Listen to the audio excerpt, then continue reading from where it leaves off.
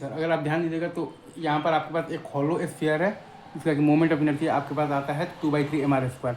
उसको हम लोगों ने आगे की तरफ स्पीड दिया हुआ है v0 और एंगुलर स्पीड दिया हुआ है क्लॉकवाइज सेंस में दिया हुआ है ω0 = v0/r है। Right sir, is it true? ठीक है। और सरफेस आपको दे रखा है कि सफिशियंटली तो रफ इनफ है। राइट, तो अगर आप ध्यान देंगे तो इसमें आपके पास शुरू में ही आपके पास v = ω/r है। तो अब बस खाली स्टैटिक फ्रिक्शनल फोर्स अपने आप को ऐसे एडजस्ट करेगा ताकि a = α/r भी हो जाए और v = ω/r pure rolling maintain रहे। राइट, यहाँ पर अगर आप ध्यान दीजिएगा शुरू में ही आपके पास v = ω/r है।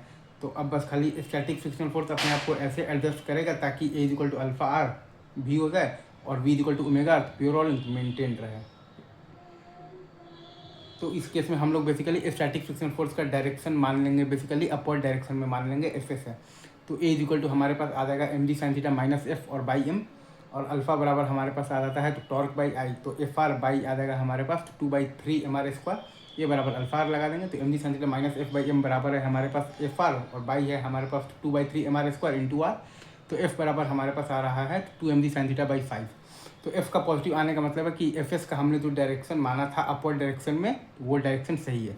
तो ए बराबर आपके पास आ जाएगा यहाँ से बेसिकली तो क्या आ जाएगा, तो 3g sin थीटा और बाई 5, और अल्फा बराबर आपके पास आ जाएगा बेसिकली यहाँ से 3g sin theta by 5r। ठीक है sir, easy, is it true?